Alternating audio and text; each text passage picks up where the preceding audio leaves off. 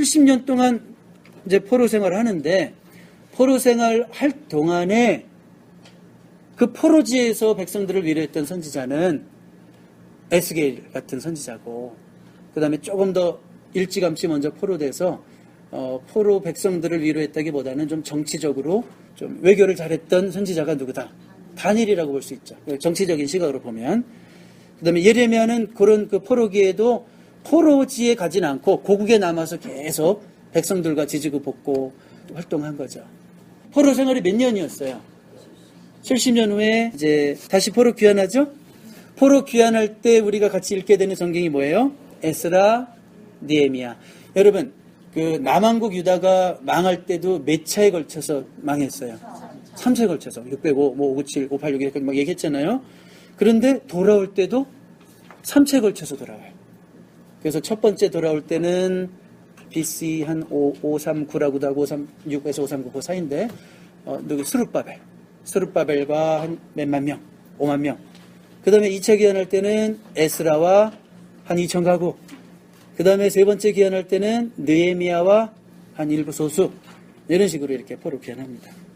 그러면 이렇게 결국은 구약 성경은 끝나는 거예요. 그렇죠? 그 다음에 에스더가 하나 남았네요. 에스더는 뭐예요? 에스더는 포로들이 막 귀환할 때 1차 포로 귀환하고 에스더가 2차 포로 귀환하기 전에 그 즈음에, 그 어간에 페르시아 땅에서 수산궁에서 왕비가 되었던 아하수에로, 역사에 보면 크세스라는 아주 포악한 그 왕의 왕비가 되었던 그 에스더. 그래서 이제 구약은 여러분들이 이 정도까지 다시 한번 이제 흐름을 봤습니다. 자, 그러면 이제 우리 55일째로 가겠습니다. 자, 55일째 여러분들이 이제 교대를 가시면 왜 이사야서를 또 읽게 되나요? 자, 여러분 이사야는 몇 세기에 활동했던 선지자라고 그랬어요? BC 8세기. 한 BC 740년부터 한 오랫동안 활동했다고 그랬죠. 물론 한 60년 이렇게 굉장히 오래 활동하긴 했지만 힘들게 사역을 했는데, 그런데 왜 이사야서를 여기서 읽게 되나요? 지금 우리가 어느 시대를 다루고 있어요? 이제는 포로 귀환 시대인데, 포로 귀환 시대면 이제는 BC 586년에 잡혀가고도 또 한참 시간이 지난 거니까 그러면 이건 BC 6세기인데 왜 이사야서를 여기서 읽게 될까요? 우리 한번 거기 써있는 내용을 한번 쭉 읽어볼까요? 시작. 이사야 39장의 장면과 40장의 장면간에는 100년 이상의 시간이 흘러갑니다. 이미 50년 이상 동안 바벨론의 포로로 잡혀가 있던 이들에게는 바벨론 우상들이 여호와보다 강하다고 생각했을 것입니다. 그래서 이사야 선지자는 그들에게 하나님 한 분만이 전능하신 세계의 주권자이심을 보여줍니다. 이사야 40장에서 48장은 이스라엘이 바벨론에서 해방되어 남은 자들이 고국에 돌아올 것을 예언합니다.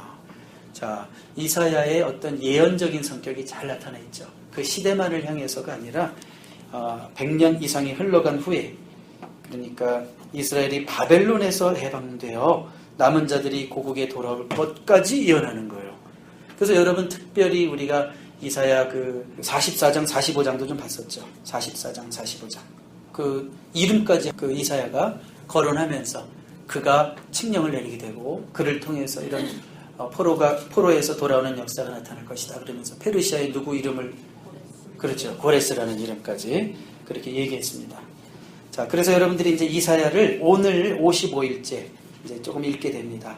특별히 이사야는 그 1장부터 39장까지를 어떤 학자들은 제1 이사야, 그 다음에 이사야 40장부터 66장까지를 제2 이사야, 이렇게 얘기도 합니다. 왜냐하면 한 예언자가 쓴 거지만 하나님께 감동을 받아서 내용이 좀 다르기 때문에, 너무 이렇게 색깔이 좀 틀리고 또 주제도 틀리고 또 시대를 다루는 것도 좀 틀리고 1장부터 39장은 조금 심판의 성격이 더 강하다면 또 40장부터 66장까지는 좀 위로와의 성격이 더 강하기 때문에, 성경이 총 몇 권이죠? 신구약이 66권. 그 다음 구약은 몇 권이에요? 그 중에 39권.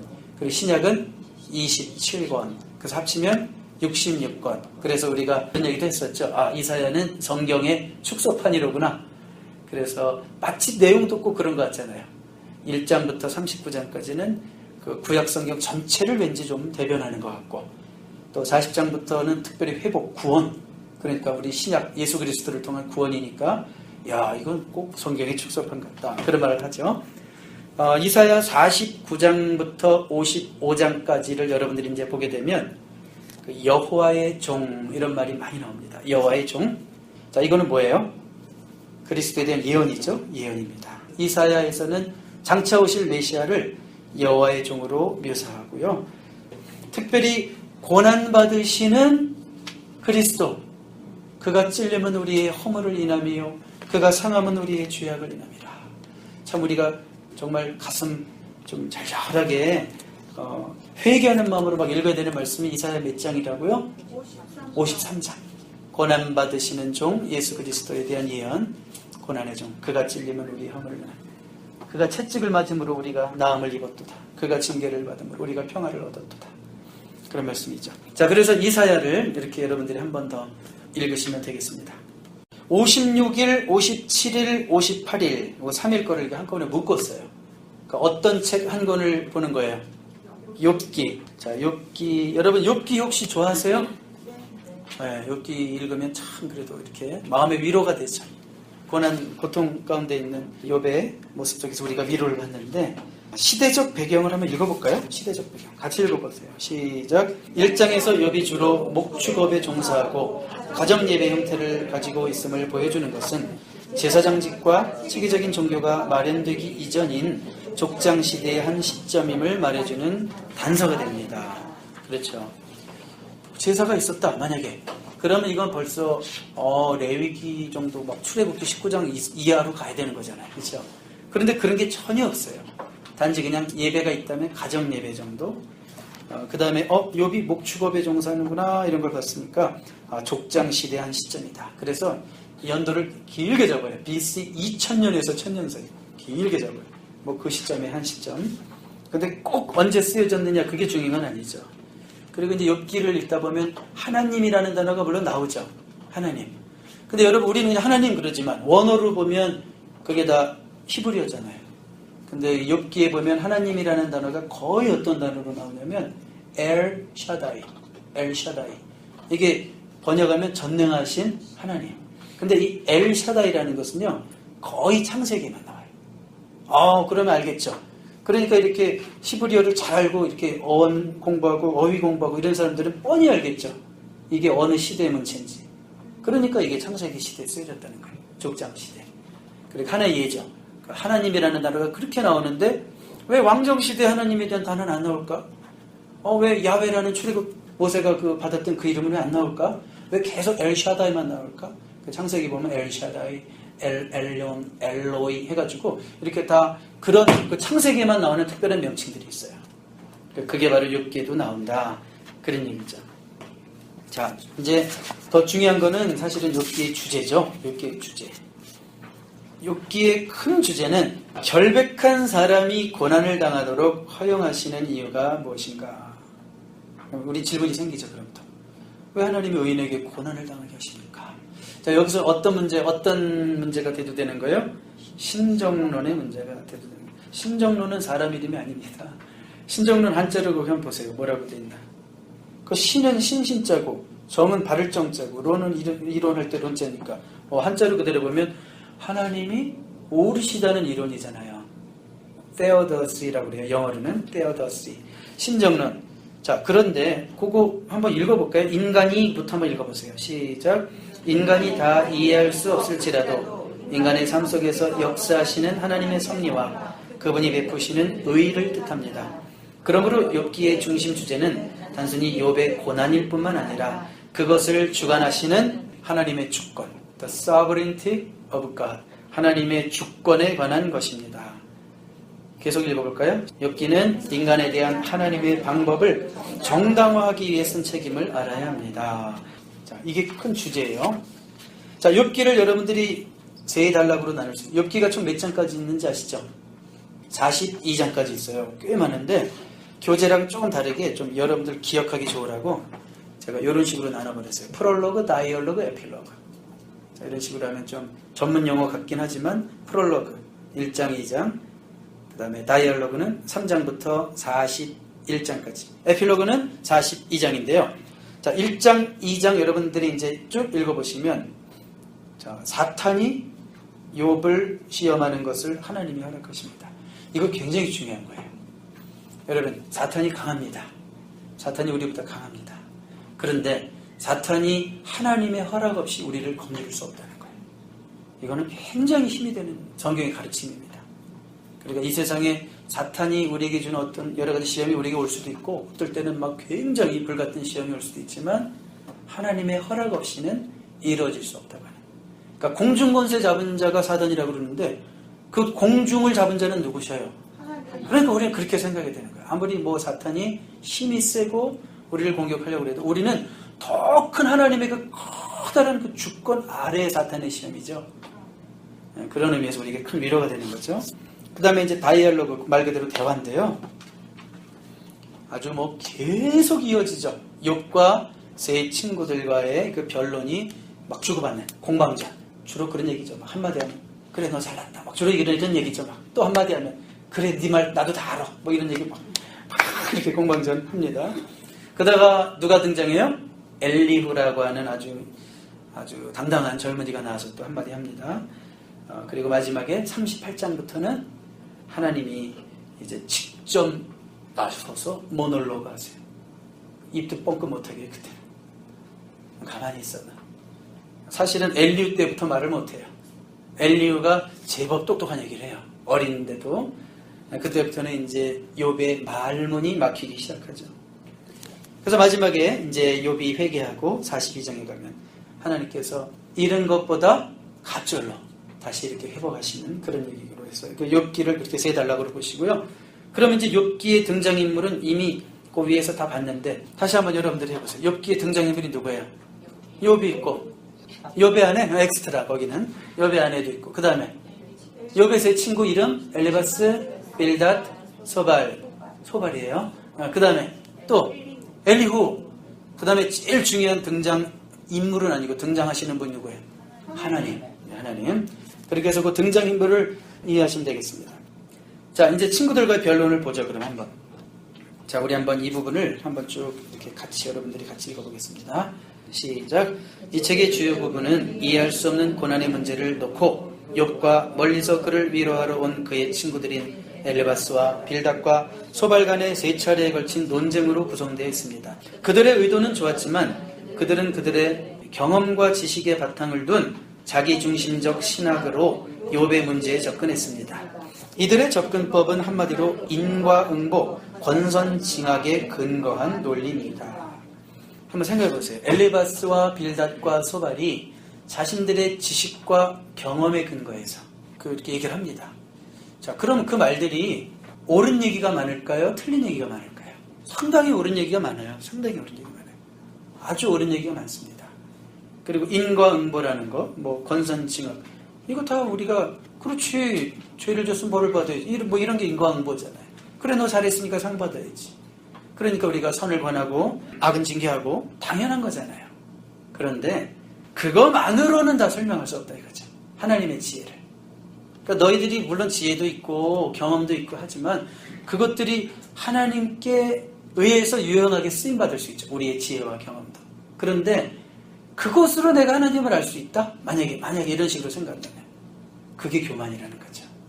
그러니까 그 친구들이 하는 말이 뭐 틀렸다 그런 얘기를 하는 게 아니에요.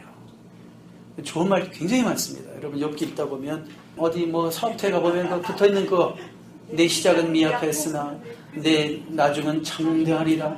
이게 그 앞뒤 전후 문맥을 보면 너 그렇게 살지 말고 죄를 회개하고 너가 바르게 살면 지금 이렇게 힘들어도 잘 될 거야 이런 얘기잖아요. 우리는 그거 안 따지죠. 그 성경을 완전히 무슨 그렇게 읽으면 안 되는데 원래. 근데 어쨌든 그런 말도 이게 맞아요 틀려요? 맞아요.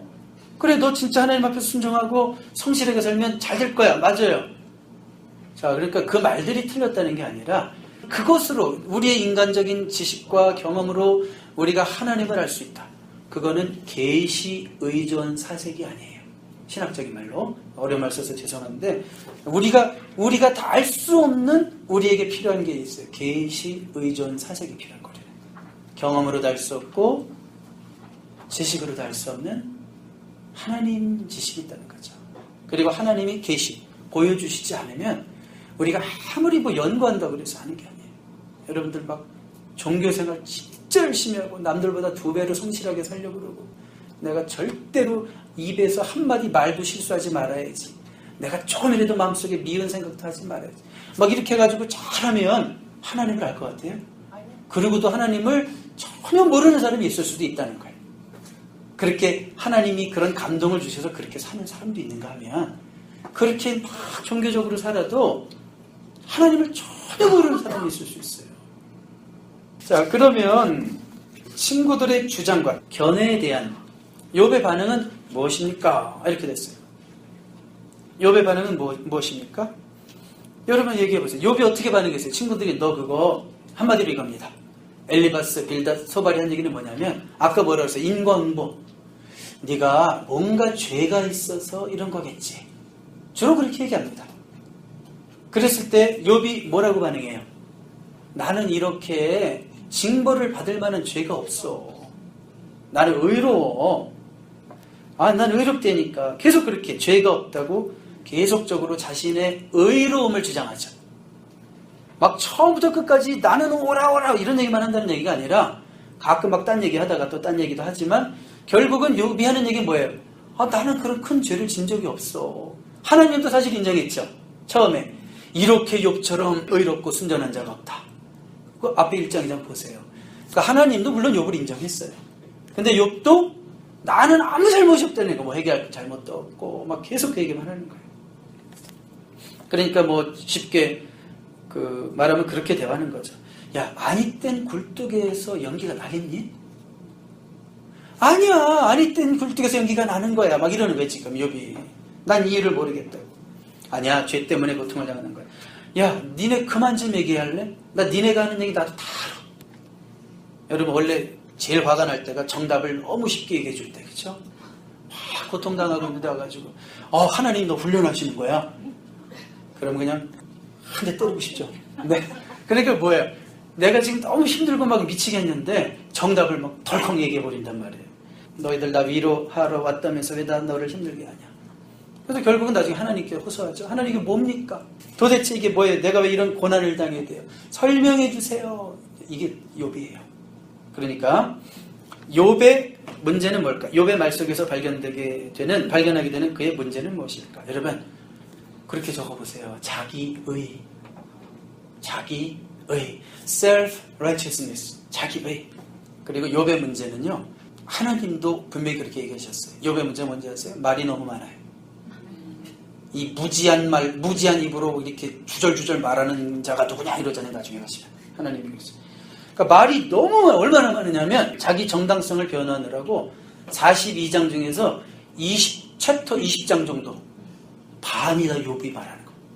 얼마나 말이 많은지. 아프지도 않은가 그냥 아프면서도 얼마나 말이 많은지 모르겠어. 그러니까 욥의 그 문제는 지나친 자기의입니다. 아마도 욥이 회개해야 되는 유일한 죄가 있다면 자기의라는 죄예요. 나는 절대로 틀리는 법이 없어. 나는 항상 옳아. 난 하나님 앞에서 또 나름대로 내가 그런 삶을 살기 위해서 노력했고 실수하지 않으려고 노력했고 이거 진짜 이런 사람 막 빈틈이 하나도 없을 정도로 어떨 때 보면 결국은 회개하나요 안 하나요? 회개하잖아요. 하나님 얘가 무지해서 몰라서 그랬습니다. 제가 몰라서 그랬습니다. 이거 정말 중요한 거예요. 여러분 회개는요 알아야지 하는 거예요. 회개는 내가 죄인인 거를 알아야지 해요. 아무리 뭐 누가 회개해라 뭐 어디 책에 써있기를 회개해라 절대로 회개가 안 돼요. 왜요? 내가 죄인인 게 안 보이니까. 욥이 그랬어요. 그런데 결국은 욥이 회개합니다. 자, 욥의 문제가 뭐라고 그랬어요? 지금 제가 답으로 자기의, 그 다음에 말이 너무 많은 거예요. 근데 말이 너무 많다 보면 가끔 멋있는 말도 나오죠. 꼭 욥이 꼭 그래요, 진짜. 그러니까 욥이 했던 말 중에 정말 훌륭한 고백들이 있어요. 그래서 제가 그 한 4가지만 그냥 뽑은 거예요. 첫 번째, 우리 한번 같이 읽어볼까요? 1장 21절 시작. 주신 이도 여호와시요 거두신 이도 여호와시오니 여호와의 이름이 찬송을 받으실지니이다. 자, 이건 뭐예요? 모든 상황 속에서 뭘 인정한다? 아까 나왔잖아요. 하나님의 주권을 인정하는 태도가 이 말씀에 딱 나있죠. 와, 이 욥기 1장까지만 보면 세상에 이렇게 멋있는 사람이 있나, 이런 욥이 있나. 와, 욥 진짜 멋있어요. 2장까지도 멋있어요. 3장부터 이제 슬슬 무너지기 시작합니다. 막 짜증내고. 너무 그러니까 욥을 과대평가하지 마세요. 욥이 훌륭한 사람인 건 사실이지만, 저는 또 어렸을 때 욥은 하나 실수도 안 한 사람인 줄 알았어요. 하도 목사님들이 이상하게 설교해가지고. 욥의 순전함을 보라 그러고, 욥은 죄가 없었지만 고난을 당한 거라 그러고, 막 그렇게만 자꾸 얘기해서 난 그게 진짜인 줄 알았어요. 근데 보니까 이런 그냥 거짓말하고 막 남들 미워하고 이거보다 더 나쁜 죄를 졌더라고요. 나중에 보니까. 자기의, 자기만 옳다고 생각하는 거. 종교적으로 반듯한 사람이 제일 무서운 죄를 질 수 있구나, 잘못하면. 근데 그런 거를 우리 옛날 선조 목사님들이 잘 설명을 안 해주셨어요, 사실은.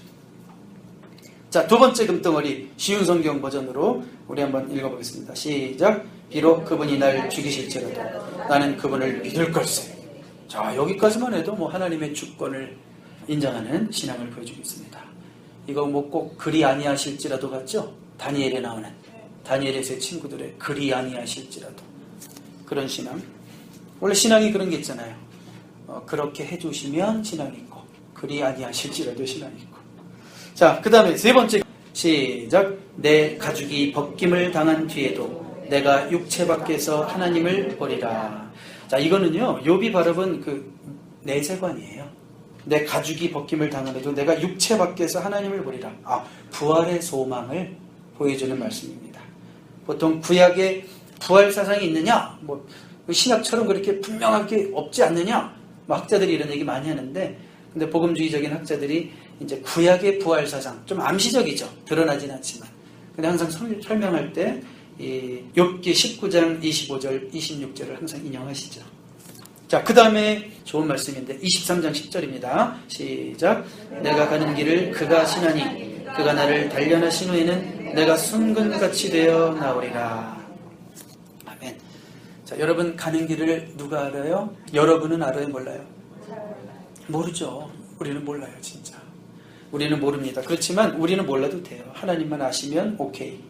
그렇죠? 자, 그런데 여기 보니까 그가 단련하신 후에는 내가 순금같이 되어 나오리라. 나는 잘 모르지만 그래도 하나님의 뜻을 어렴풋이 알 수 있겠네요. 하나님의 뜻이 뭘까? 내가 이 고난을 통해서 어떻게 되는 거예요? 순금같이 정결하게 되는구나. 내 삶 가운데서 필요 없는 것들을 우리 하나님이 적절하게 고난을 통해서 제해 주실 수도 있겠구나. 내 힘으로 안 되는데 내가 막 죄를 이기려고 막 싸우려고 하는데 안 되니까 하나님께서 때로는 고난의 풀무 속에 몰아넣어서 죄에 대해서 생각도 안 나게 하실 수도 있어요. 여러분 그렇죠? 그럴 때 있죠. 하나님이 강권적으로 감히 죄를 생각도 할 수 없을 정도로 막 고난을 주실 때가 있어요. 막 시련을 주실 때가 있어요. 이렇게 고난의 뜻이 있구나. 자, 이게 바로 욥기에서 보는 네 금덩어리의 말씀입니다. 자, 그 다음에 이제 엘리후에 대해서 뭐 잠깐만 더 한번 생각해 볼까요? 엘리후는 누굽니까? 자, 엘리후는 누굴까? 우리 한번 고난에 대한 관점들을 비교한, 이 고난에 대한 관점이 있는데 사단의 관점이 있고 욥의 세 친구의 관점이 있고 엘리후의 관점이 있고. 자, 사단의 관점은 뭐예요? 사람들은 고난 없이 잘 살고 축복받을 때만 하나님을 믿는다. 그런가요? 네, 그러니까 전적으로 틀린 생각이고요. 그 다음에 근데 사단은 자꾸 그런 식으로 우리 마음에 설득한다 이거죠. 그 다음에 욥의 세 친구의 관점. 고난은 하나님께서 죄를 심판하시는 것이다. 맞아요? 틀려요? 그래요. 그렇게 얘기하죠. Not always라고 하죠. 때로는 그런 경우도 있지만 항상 그렇진 않다. 그래서 아까도 제가 말씀드렸지만 이 세 친구들이 자신들의 지식과 경험에 근거해서 얘기한 것이 상당히 옳은 얘기일 수도 있지만 그것으로 감히 하나님의 지혜를 네가 다 파악했다고 교만하지 말아라. 그런 교훈을 우리가 받아야 되고요. 엘리후의 관점은 뭔가요? 고난은 하나님이 우리를 가르치시고 단련시키는 방법이다. 이거 맞아요? 틀려요? 맞긴 맞는데 그런데 완전한 설명은 아니다 이거죠. 사실 뭐 성경 읽다 보면 하나님이 그래도 엘리후가 한 말에 대해서는 혼내시잖아요. 그래도 엘리후는 상당히 그래도 괜찮은 편이에요. 그렇지만 그렇다고 완전하진 않다는 거예요. 그러니까 많은 이 세상 사람들의 어떤 지식이나 세상 철학이 여기까지 가는 거예요. 엘리후까지. 세상 사람들도 그 얘기 다 하잖아요. 다 젊을 때 훈련해야 되는 거야. 다 고통에는 뜻이 있는 거야. 이거 뭐 성경만 얘기하나 이런 거? 아니죠. 다 얘기해요. 세상 그런 책들 있잖아요. 그 뭐 팝사이클러지 그런 책들을 다 할 수 있는 얘기입니다. 자, 그런데 하나님의 관점으로 우리가 한번 읽어봐요. 하나님의 관점. 시작. 고난은 우리들로 하여금 하나님께서 하시는 일의 이해를 통해서 그분을 믿도록 하는 것이 아니라 비록 이해할 수 없을지라도 하나님 그분 자체를 전적으로 믿도록 해주는 것이다. 와, 이거 좀 어렵지만 여기에 대해서 우리는 아멘 해줄 수 있어요? 없어요? 그러니까 우리는 뭐야? 한마디로 하나님의 주권을 신뢰한다는 거예요. 그 고난을 내가 이해할 수 없어도 나는 하나님을 신뢰하는 단계까지 가야 되는 거죠. 어떤 의미에서. 지금은 잘 안 되지만 단계까지 가야 되는 거죠. 그러니까 엘리오는 뭐 그래도 좀 괜찮은 젊은이였어요. 이빠른 얘기 좀 멋있게 지혜롭게 하는 젊은이였어요. 계속 꽉 참고 그냥 입을 담고 있다가 한번 터지니까 막 속사포가 나오는데 아주 막 정신없습니다. 한번 읽어보세요. 자, 그러면 이제 하나님의 도전과 욥의 회개 38장부터 41장. 자, 하나님이 드디어 38장에서 이제 입을 여시거든요. 자, 그런데요, 하나님의 쏟아지는 질문들이 있습니다. 하나님께서요, 욥이 사실 질문한 게 속으로 아마 그런 질문한 거죠. 내가 왜 이런 고난을 당하게 됩니까? 설명해 주세요. 그거잖아요. 근데 하나님이 설명하세요, 안 하세요? 안 하고 대신 뭐 하신다고요? 질문을 하시는데, 이야, 이거는 욥이 전혀 대답할 수 없는 막 사이언스 퀴즈. 막 엄청난 퀴즈, 막 70가지 막 이상의 질문들을 내십니다. 너 악어의 힘이 어디서 나오는지 알아? 그럼 뭐라고 대답할 거예요? 몰라요. 그래야지. 너 그 악어의 비늘이 너 그거 어떻게 만들어지는지 알아? 너 사냥이 어디서 새끼치는지 알아? 그러니까 이게 뭐냐면 하나 모르는 얘기만 그냥 막 하시는 거예요. 그러면서 하나님이 속으로 뭐라고 그러실까요? 알 리가 없지 니가. 응? 자, 그것도 모르면서 고난의 이유를 알고 싶냐? 너 알 거 없다. 내가 하나님이다. 넌 내 자식이다. 부모가 자식을 앞날 걱정하는 법이고 너 위해서 좋은 것 위해서 애쓰는 법이다. 그러니까 너는 너무 복잡하게 생각하지 말고 내가 하는 일 앞에서 그냥 항복하라. 그런 얘기죠? 그런 얘기예요. 이제 말 좀 그만하고 내 앞에서 잠잠하라. 그렇잖아요. 40장 2절이죠? 내 앞에서 잠잠하라. 이게 38장부터 41장까지가 다 그 얘기예요. 너 이거 알아? 모르지. 이거 알아? 이것도 모르지. 이것도 모르지. 근데 뭐 이렇게 말이 많아? 네가 이 세상의 이치를 얼마나 안다고? 내 마음을 네가 아니? 내 마음을 이해하니? 내가 하나님인데 내가 앱인데? 그렇게 얘기하시는 거예요. 욥기는. 그러니까 욥이 회개하잖아요. 그러니까 욥이 회개한 거는 그 하나님의 무한하신 지혜를 보고 내가 얼마나 유한한가.